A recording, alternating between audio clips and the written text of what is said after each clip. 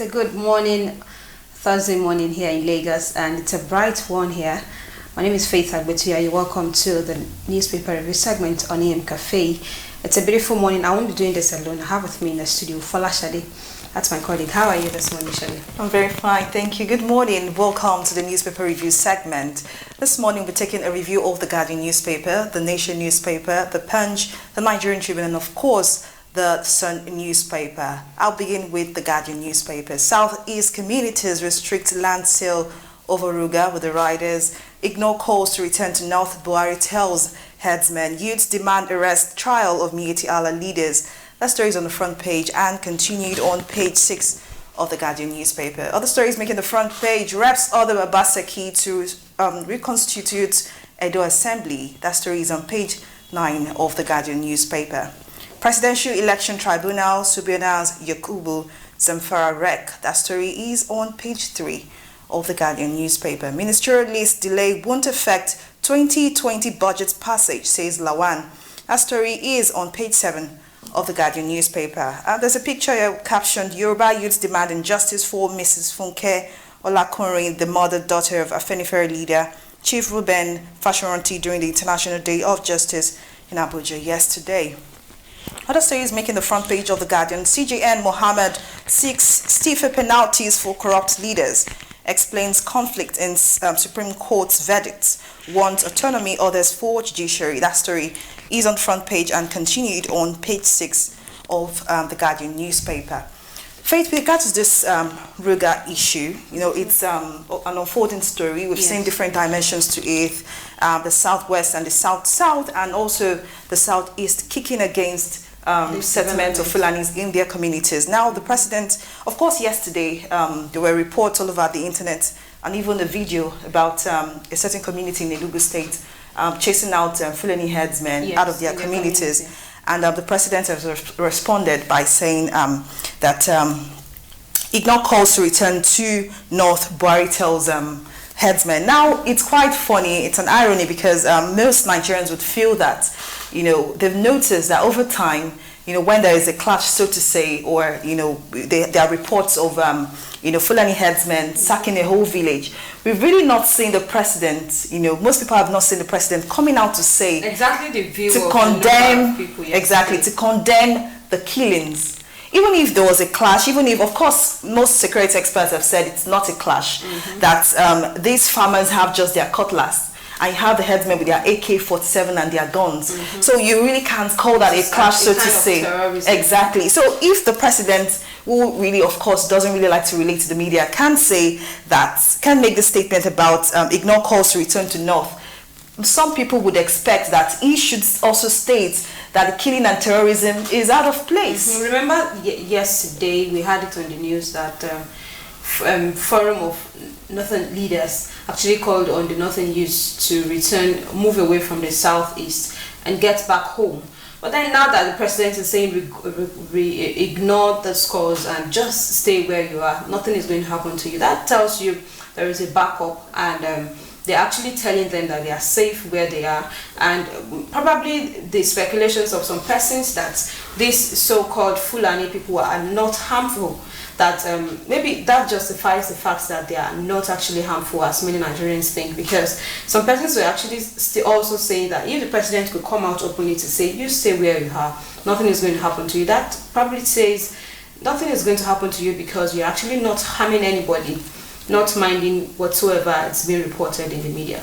Well, of course, the fact is, each person is a Nigerian, and you, according to law, you're free to work and establish your business in any part of Nigeria. But if there's a sensitive issue of Fulani heads and Fulani and farmers clash, it's a special case where some people are disgruntled and feel a certain sect should not stay in the community. I think it's beyond saying stay where you are. It's more or less like condemning this act and making straightforward statements to ensure that the issue of insecurity and the killings and the kidnapping is tackled. But we can spend so much on this because it's a very, very interesting and sensitive issue. But let's move on now to other stories on the Nigerian Tribune.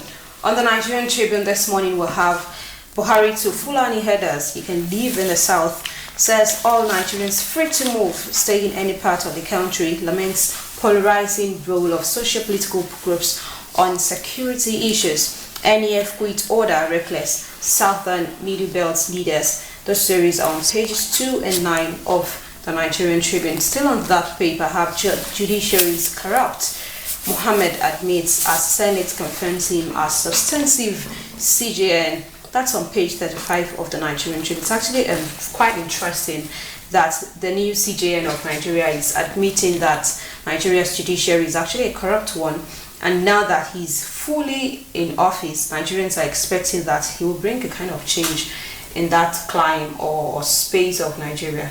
You know, one thing, if you monitor the Nigerian papers and something with our elected officials, most times most people feel the mixed statements. For example, there's insecurity in Nigeria, we have corrupt judges, but the question is, has he made clear statements on how he intends to tackle the corruption amongst judges in the judicial system? It's beyond just saying the roads are bad. What exactly are you going to do to solve that problem? That is the most important factor. Exactly. We have other stories on the front page of the Nigerian Tribune. Fashion Rati's daughter, you're playing to the gallery. APC tells Obasanjo and Jonathan. That series on page 12 if you're curious. You can see details of it. You have still on the paper, Customs intercept ambulance carrying cartons of tramadol. That's on page 30 of the Nigerian Tribune. We have Nigeria loses 580 billion naira to tax incentives annually. That's on page 10 of the Nigerian Tribune. Presidential election tribunal summons INEC chairman Zamfara Rek. Witness whips in court recounts killing during February 23rd poll. Arome Mohammed Yahya, one of the witnesses of the presidential candidate of the People's Democratic Party in the February 23rd presidential election, Alhaji Atiku Abubakar, wept profusely in the open court on Wednesday while recalling the sporadic shootings in some parts of Kogi State that led to the death of an innocent soul. That story continues on page 29 of the Nigerian Tribune. Well, still on that paper, have suspected herdsmen kill naval warrant officer, kidnap 17 in Edo. That's on page 2 of the Nigerian Tribune. By Elsa Guba, we have confusion within party may take PDP lose. That's coming from stakeholders, and you have that story on page 29 of the Nigerian Tribune. Still on that paper, I have Edo Assembly kicks as reps ask IGP to shut complex on page 34 of the Nigerian Tribune. And we have also the reps tell the governor of Edo State, that's Obaseki, to issue fresh proclamation within a week and publish it in the media. If you're really curious, you want to see details of that, you want to see what is happening in Edo Assembly, you can move on to page 34 of the Nigerian Tribune and check out what's actually going there. We'll have pictures of the Super Eagles players and officials celebrating the AFCON 2019 bronze medal won in Cairo, Egypt on Wednesday night. Nigeria defeated Tunisia 1-0 in the third place match. Well, that's a good one. Remember I said earlier, Faith, that I think we like calling it medicine after death, because most Nigerians really had, when they won South Africa, we're all excited. You were excited. And when Nigeria won there, well, I'm not really a football fan, but, well, I think it's good news for you. Third place. Medicine after death or not, we are safe. All right. We are good. At least we won the third place, and that's interesting. So with that, let's move on to the Punch newspaper. So let's see what is reported on the front page of the Punch. All right, the Punch this morning is reporting with the story, abandoned road project states man laments effect on economy. That story is on page 2. And just on that front page, you can see several dilapidated roads across the country. This one is captioned a failed portion of Ijeda Road in Ikorodu, Lagos State. Quite really bad. A bad portion of Agbado Road and Ede, Ejigbo, Bumosho Road. Several even one at Zamfara, Lagos Badagry Expressway and Federal Low Cost Railway Road. Very poor state of the road.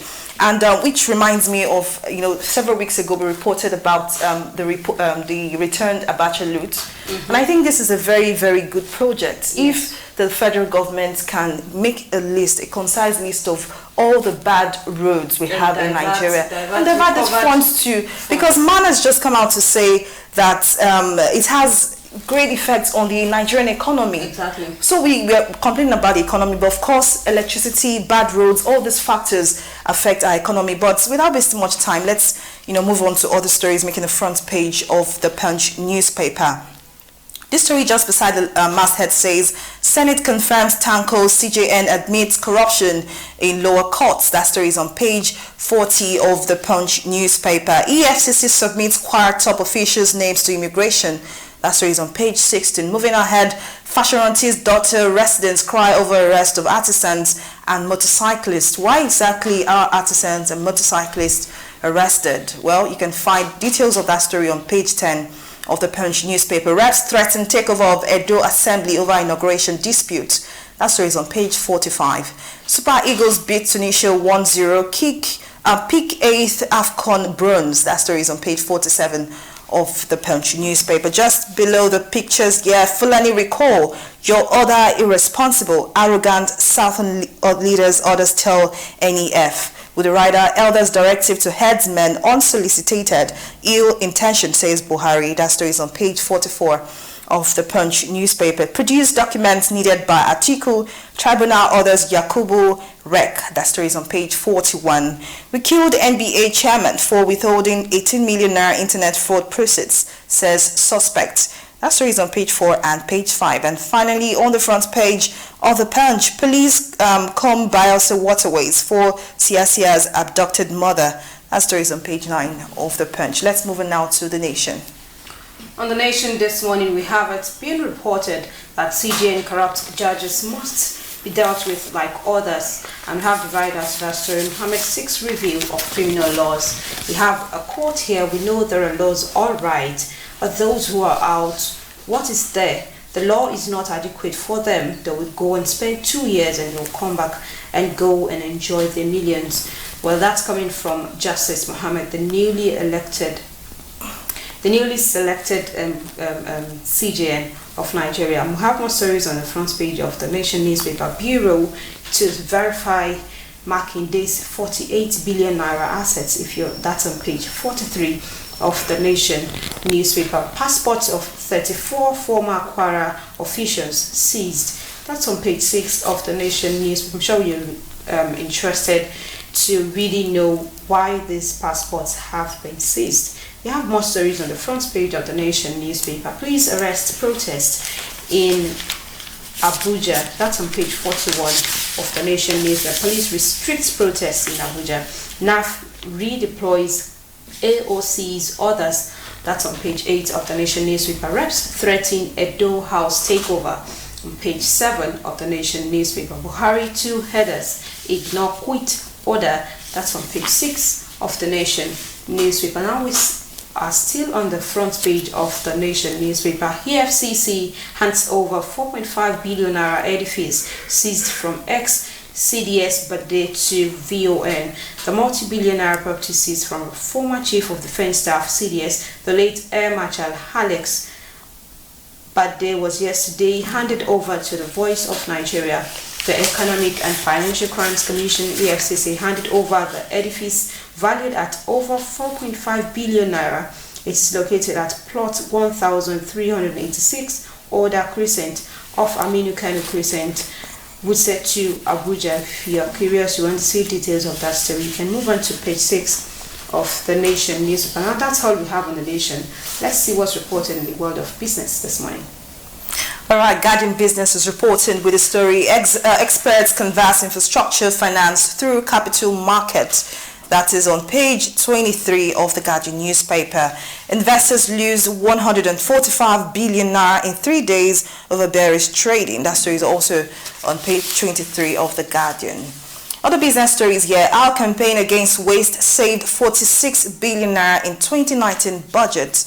That's on the front page of the Guardian Business. You can flip through and check out what exactly is going on there. Finally, Oxfam urges criminalization of illicit financing flows. Enablers ranks Nigeria tax system as unfair.